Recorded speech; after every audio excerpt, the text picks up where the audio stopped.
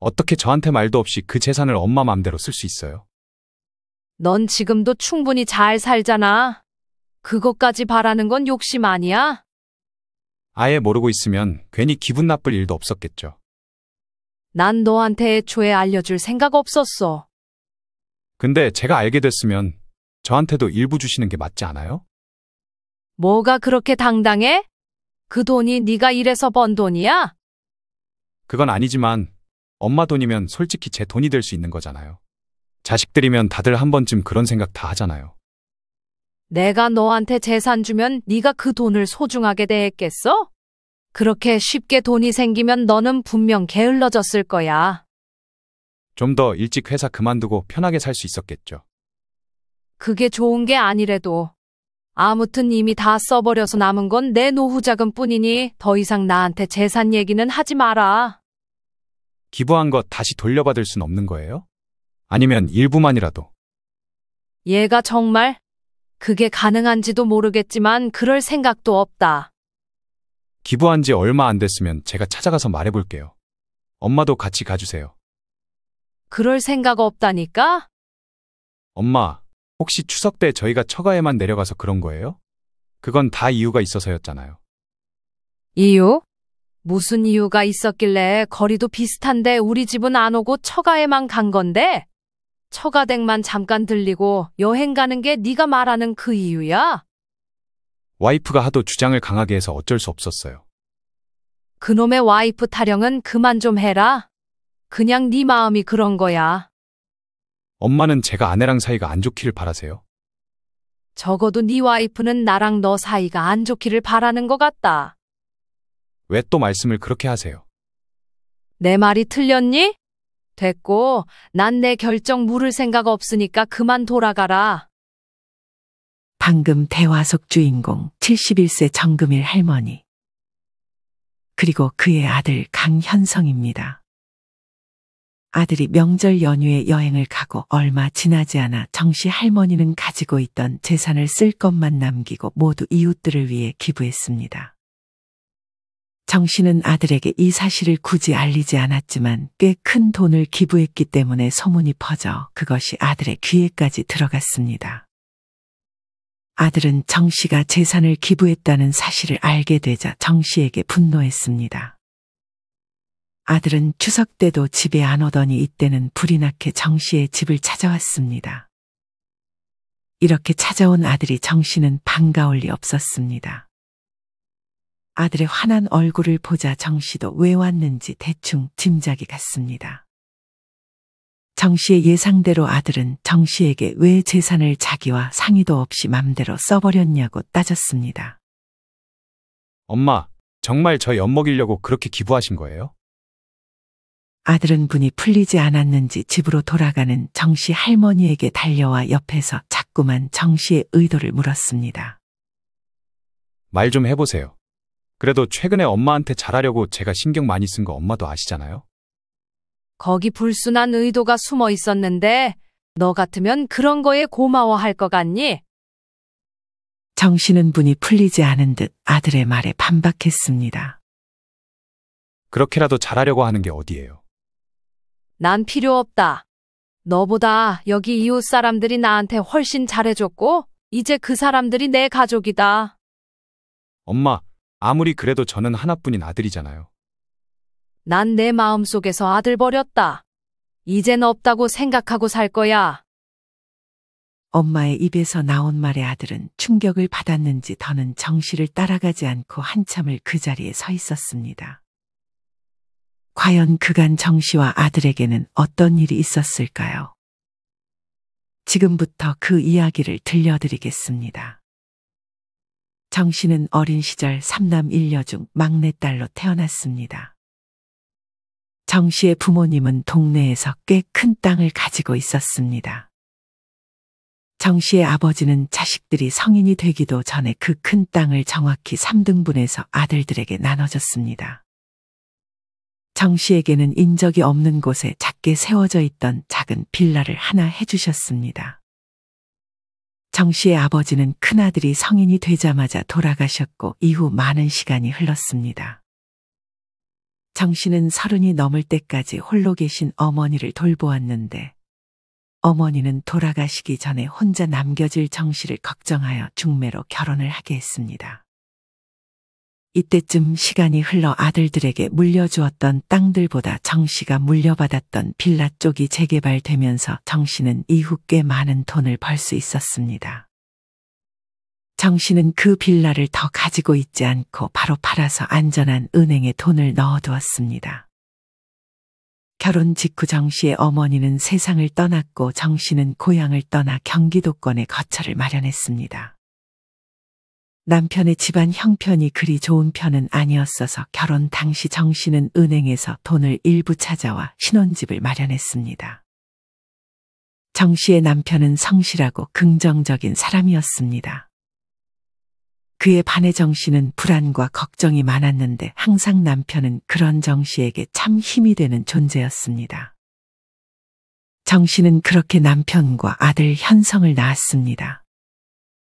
하지만 아들 현성을 낳고 얼마 안가 불행히도 정 씨의 남편은 폐암말기 진단을 받았습니다. 남편은 흡연을 즐겨 했는데 그 당시 하루에 2갑 가까이 피기도 했습니다. 게다가 공사 현장에서 일하던 남편은 일할 때 마스크를 끼지 않고 일하는 경우가 많았어서 어찌 보면 당연한 결과였을 수도 있었습니다. 그렇게 남편은 정 씨와 아들을 남겨놓고 세상을 떠났습니다. 항상 옆에서 정 씨를 안심시켜주고 긍정적이었던 남편이 곁에 없자 정 씨는 앞으로 살 날이 많이 걱정되었습니다. 다행히도 정 씨는 통장에 돈이 어느 정도 있어서 그 돈으로 아들이 어린이집 들어가기 전까지는 도맡아서 키웠고 이후 어린이집에 들어가고부터는 일을 하기 시작했습니다. 아직 돈이 여유가 있었지만 갈수록 줄어드는 돈을 보고 정 씨는 마음이 편치 않았기에 그리고 혼자 있으면 외로움이 몰려왔기에 정 씨는 일을 다니기 시작했습니다. 그렇게 시간이 갈수록 정 씨는 남편이 없는 삶에 익숙해져 갔고 하나 남은 아들과 돈독하게 지내고 있었습니다. 정 씨는 아들과 주말이면 놀러도 많이 가고 좋은 시간을 많이 보냈습니다. 아들이 사춘기가 오기 전까지는 말이죠. 아들은 사춘기가 오고 나서 정 씨와는 거리를 두기 시작했습니다. 대부분 이 시기에 아이들이 그렇듯 정 씨의 아들도 엄마보다는 친구들과 많이 어울리기 시작했습니다. 정 씨는 그저 아들이 어울리는 친구들이 착한 친구들이길 바랄 뿐이었습니다. 정 씨는 이 시기에 괜히 아들에게 더 잘해주려고 해봤지만 오히려 역효과였습니다. 이때는 아들에게 굳이 말을 걸지 않으려고 노력했습니다. 그렇게 정 씨는 아들과 조금 서먹서먹했지만 그래도 정 씨는 누구보다 아들바라기였습니다. 이후 아들이 고등학교에 진학할 무렵 정 씨는 아들과 많은 시간을 보낼 수 있었습니다. 아들은 친구들과 싸웠는지 이때는 친구들을 만나러 밖으로 잘 나가지 않았습니다. 아들은 무슨 일이 있었는지 말은 해주지 않았지만 집에서 방에만 있지도 않고 정 씨와 이전처럼 놀러도 가고 매일 밥도 같이 먹으니 정 씨는 아주 행복했습니다. 그렇게 아들은 공부를 열심히 해서 원하던 대학교에 진학했습니다. 이때 아들은 새로운 친구들을 많이 사귄 듯 싶었습니다. 친구들이 다시 생기자 아들은 다시 정 씨보다는 친구들과 어울리기 시작했습니다. 정 씨는 조금 씁쓸했지만 그래도 아들 주변에 친구가 있다는 사실이 기쁘기도 했습니다. 정 씨는 우연히 길 건너편에서 아들과 친구들이 같이 걸어가는 것을 보았습니다. 정 씨는 반갑게 아들에게 인사를 하려고 했지만 왠지 아들은 정 씨를 보고도 못 본 척 한 것 같았습니다. 정 씨는 차유리에 비치는 자신의 모습을 봤는데 옷도 다 늘어져 있고 너무 할머니 같은 자신의 모습을 보고 아들에게 굳이 인사를 하지 않았습니다. 정 씨는 조금 속상한 마음에 지인을 만났습니다. 대학생이라도 아직은 좀 어려서 그래. 친구들이랑 있을 땐 그냥 인사 안 하는 게 좋아. 나도 그런 적 있어. 그런가? 그래도 외모나 옷차림은 평소에 깔끔하게 하고 다니면 좋긴 하지. 정 씨는 이때부터 지인의 도움을 받아 외모와 옷차림도 최대한 깔끔하게 하려고 노력했습니다. 이후 아들은 여자친구가 생긴 것 같았습니다. 하루 종일 핸드폰을 보면서 웃고 있는 아들을 보며 눈치가 빨랐던 정 씨는 바로 아들에게 여자친구가 생겼음을 간파했습니다. 정 씨는 이미 알고 있다는 듯 아들에게 말을 걸었습니다. 여자친구는 어떤 사람이야? 어떻게 아셨어요? 네가 내 아들인데 딱 보면 알지.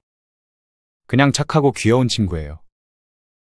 정 씨는 그런 아들을 보며 이젠 여자친구도 사귀고 많이 컸구나 생각했습니다. 아들은 여자친구에게 지극 정성을 다했습니다. 아르바이트로 돈을 벌어 값비싼 선물을 사주기도 하고 많은 시간을 여자친구에게 쏟았습니다. 하루는 이른 아침부터 주방에서 요리를 하는 소리가 들렸습니다. 정 씨는 잠결에 이 시간에 뭐 하냐고 아들에게 물었습니다. 보아하니 아들은 김밥을 만들고 있는 것 같았습니다. 이제껏 집에서 요리는커녕 계란 후라이 한번 해본 적 없는 아이가 어디서 배웠는지 계란 지단도 만들고 김밥을 돌돌 마는 모습을 보니 정 씨는 그저 신기했습니다. 여자친구랑 피크닉 가기로 해서요.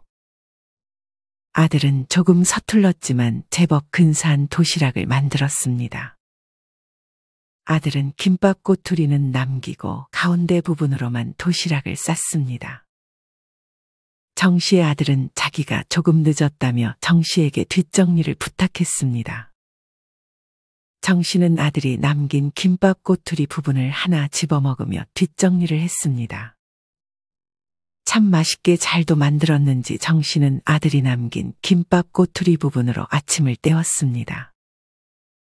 그렇게 아들은 친구들보다도 여자친구에게 시간을 쏟다.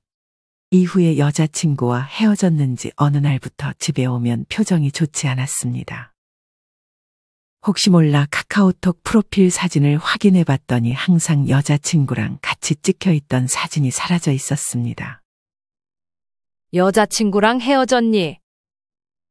아들은 그렇다고 했습니다. 이때부터 다시 아들은 집 밖에 나가지 않고 정 씨와 얘기도 많이 하고 여자친구에 대해 상담도 하면서 많은 시간을 보냈습니다. 아들은 힘든 상황에서는 항상 정 씨를 찾았는데 정 씨는 아들이 힘들 때마다 자신에게 말해주니 아들에게 등대 같은 역할이 된 것 같아 기분이 좋았습니다.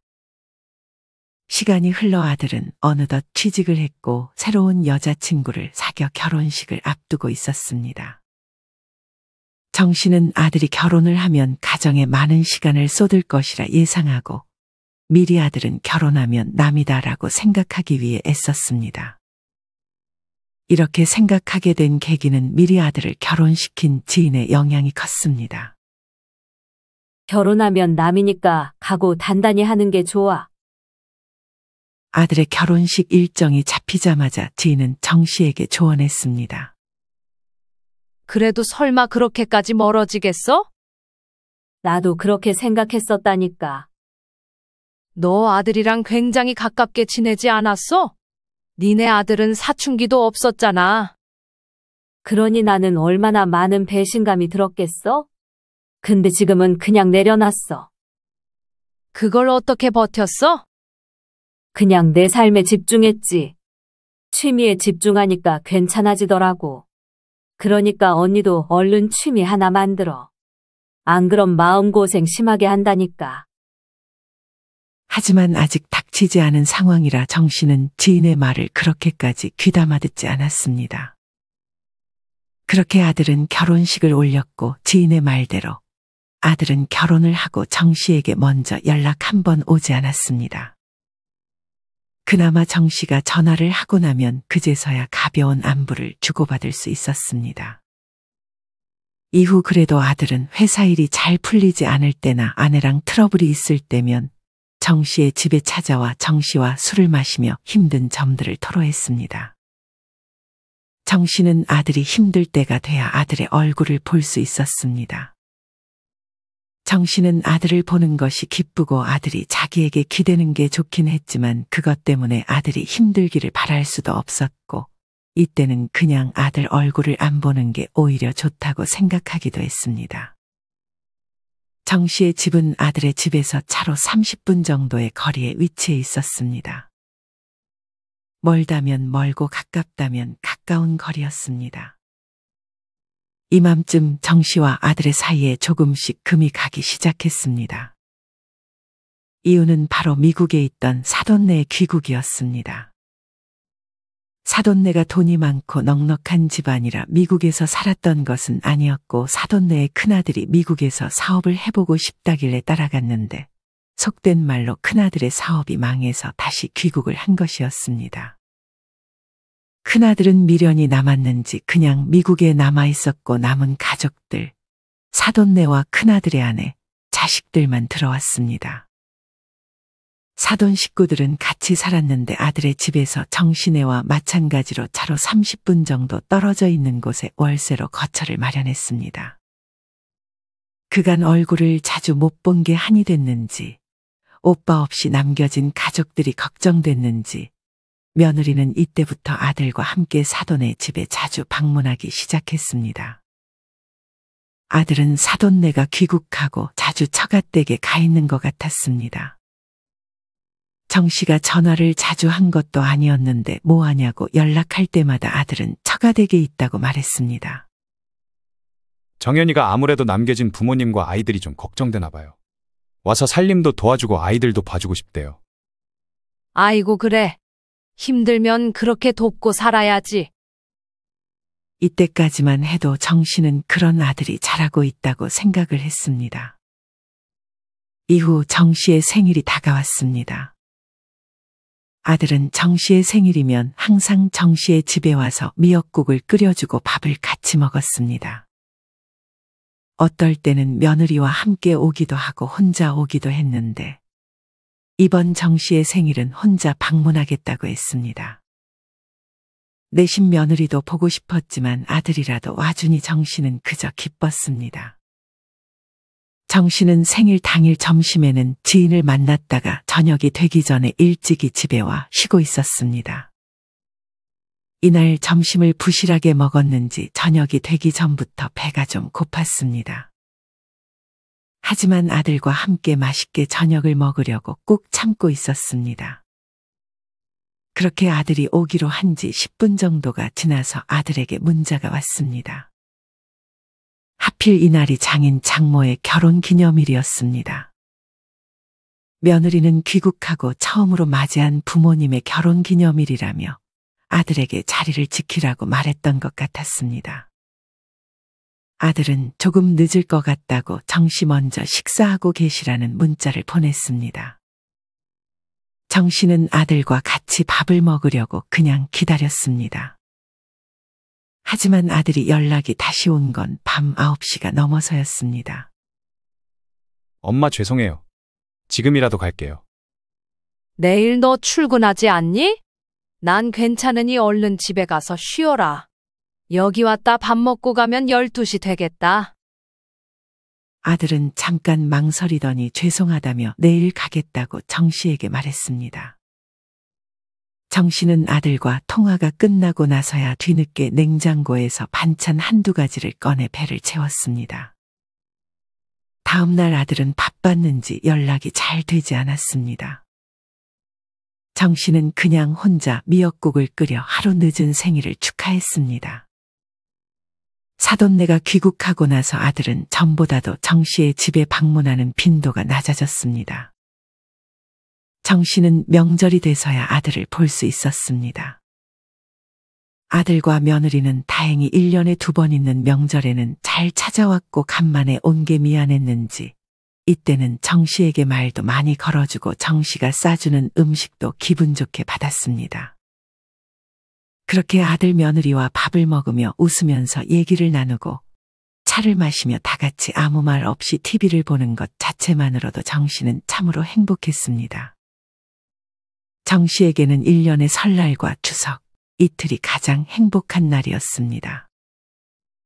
하지만 문제는 그 다음 명절 때부터였습니다.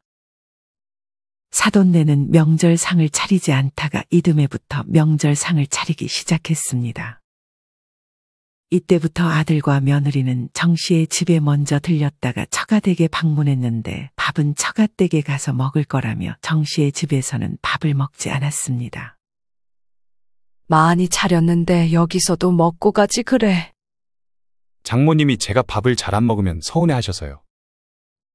정 씨는 아들의 말에 서운하긴 했지만 그래도 오는 게 어디냐고 생각했습니다. 그렇게 아들과 며느리는 앉아서 차를 한 잔 마시고 얼마 시간이 되지도 않아 자리에서 일어섰습니다. 벌써 가게? 과일이라도 먹고 가지. 거기 10시까지는 가봐야 해서요. 저희도 슬슬 배고프기도 하고. 저기 떡이랑 뭐 좀 싸줄게. 괜찮아요. 아마 장모님 댁에서도 많이 싸줄 것 같아서 그거 저희 다 못 먹어요. 정 씨는 뭐라도 손에 쥐어주고 싶었지만 아들은 그런 정 씨의 속도 모른 채 거절하기 바빴습니다. 그렇게 아들과 며느리는 온 지 30분도 되지 않아 정 씨의 집을 떠났습니다. 정 씨는 아들 며느리 주려고 옷도 하나 사뒀는데 깜빡해서 건네지도 못했습니다. 정 씨는 뒤늦게 생각나서 그제서야 아들에게 전화했습니다. 아들은 다음에 받아가겠다며 정 씨를 안심시켰습니다. 하지만 아들의 다음 방문에는 계절이 바뀌어 있을 확률이 높아 정 씨가 사준 옷을 입지 못할 것이라 생각해 정 씨는 속상했습니다. 정 씨는 전날 열심히 만들어 두었던 음식들을 정리하기 시작했습니다. 자식들이 너무 일찍 떠나서 치우는 게 별로 많지도 않았지만 자식들이 먹고 간 밥상을 치우고 할 게 많았던 작년보다도 올해가 정 씨는 더 힘들었습니다. 정 씨의 집에서 들리는 소리는 왔다 갔다 하는 할머니의 발자국 소리와 음식을 담는 소리뿐이었습니다. 정 씨는 외로움에 눈물이 터질 것 같아 급히 TV를 틀었습니다.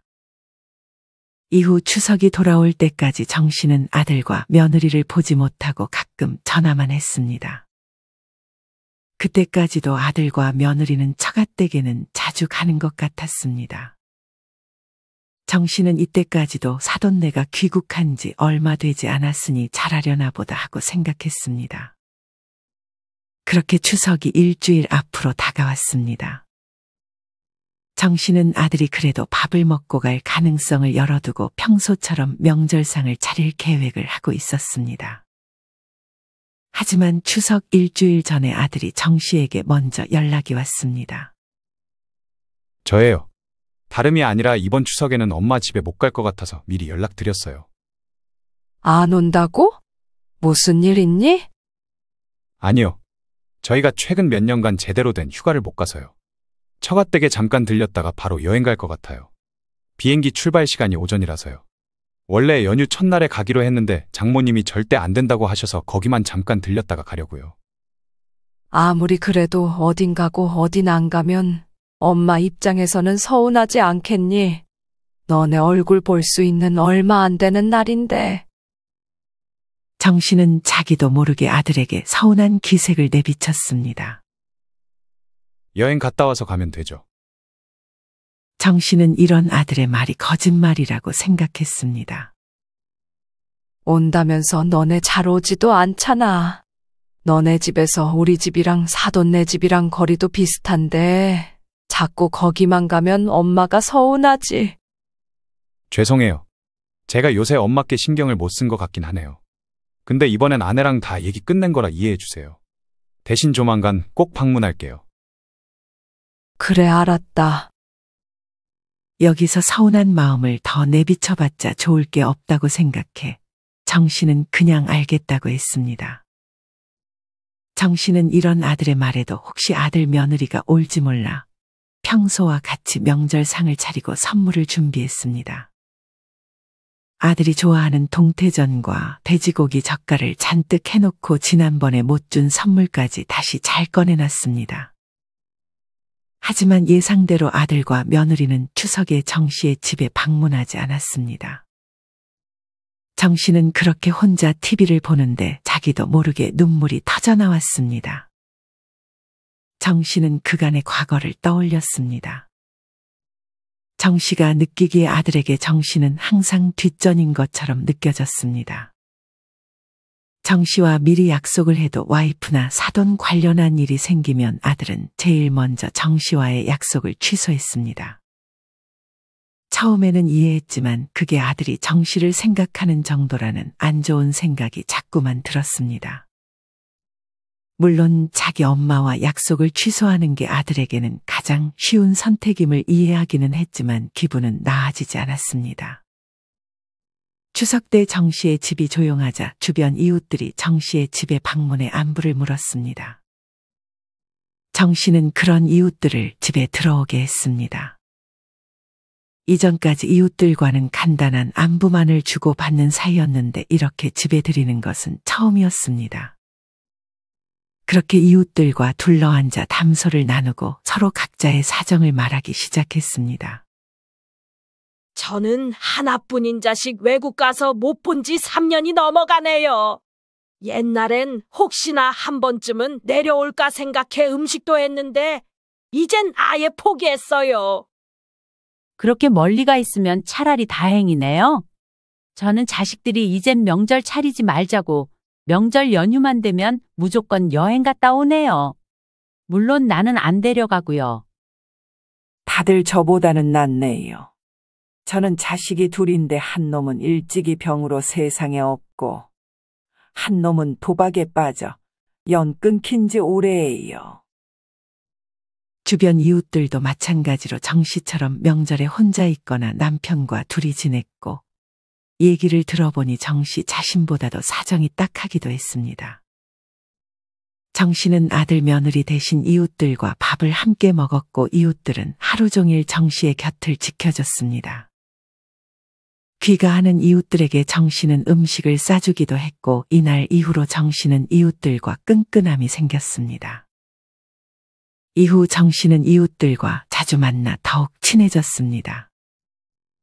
다행히 이 중에 자랑을 하는 사람은 없었고 누구를 뒷담화하는 사람도 없었습니다. 정 씨는 이웃들과 가까워지면서 외로움이 크게 줄었습니다. 명절에 음식을 받은 것이 고마웠는지 서로 반찬도 해다주고 심심하면 말동무도 해주고 같이 운동도 하는 사이가 되었습니다. 물론 정 씨는 혼자만의 시간도 빼놓지 않고 즐겼습니다. 정 씨는 이때부터 아들 며느리에게는 그냥 관심을 끄기로 마음먹었습니다. 하지만 이후 아들이 우연히 정 씨에게 재산이 있다는 사실을 알았습니다. 아들은 이전에 정 씨를 은행에 데려다 준 적이 있었는데 정 씨가 깜빡하고 통장을 두고 내렸던 것이었습니다. 그 통장은 아들의 차 깊숙한 곳에 떨어져 있어서 아들도 당시에는 몰랐는데 아들이 차를 청소하다 정 씨의 통장을 발견했고 통장의 금액을 보고 아들은 놀라움을 금치 못했습니다. 아들이 상상도 못했던 액수가 들어있었기 때문이었습니다.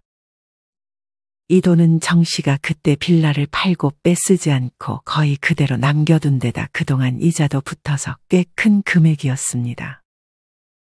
정 씨는 최대한 일하다가 최근에 일을 그만두고 조금씩 돈을 빼쓰고 있었습니다.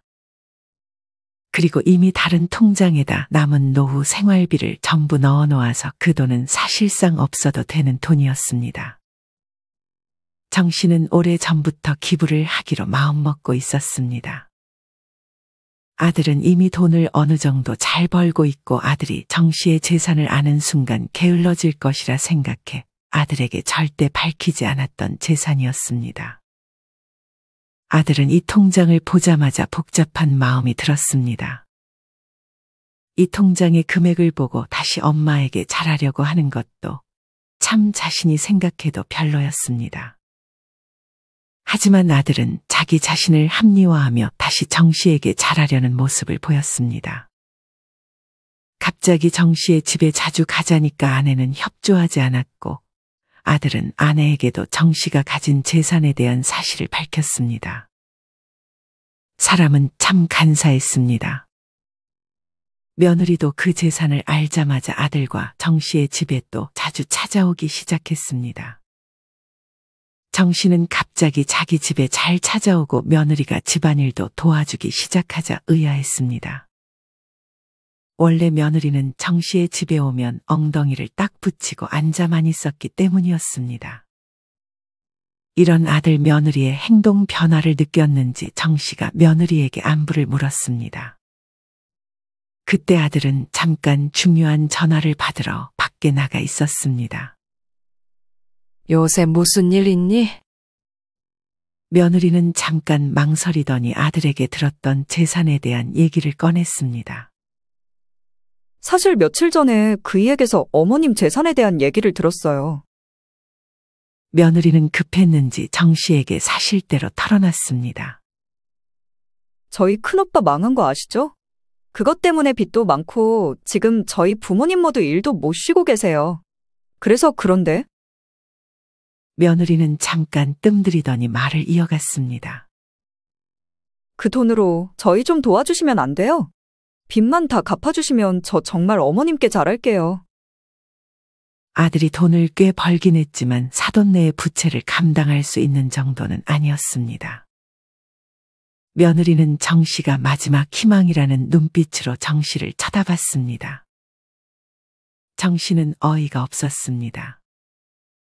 보아하니 사돈네는 빚이 있어도 지출을 줄이지 않고 돈을 마구 쓰는 듯 보였습니다. 빚을 갚아줘도 좋아질 것 같다는 생각이 들지는 않았습니다. 정 씨는 일단 생각은 해보겠다고 돌려 말했습니다. 그렇게 정 씨는 잠깐 생각 정리도 할 겸 쓰레기를 버리러 밖으로 나갔습니다. 하지만 갑자기 비가 많이 와서 얼른 집으로 들어가려는데 그때 며느리와 아들이 다투는 소리가 들렸습니다. 그걸 엄마한테 왜 말해? 당신 때문에 재산 아예 못 받게 되면 당신이 책임질 거야? 나도 미리 약속을 받아야 이렇게 당신 어머님 집에도 찾아오는 게 의미가 있지. 돈도 못 받으면 내가 여길 왜 와야 돼? 나는 뭐 바래서 당신 부모님 집 자주 찾아갔어? 제발 방해하지 말고 가만히 좀 있어.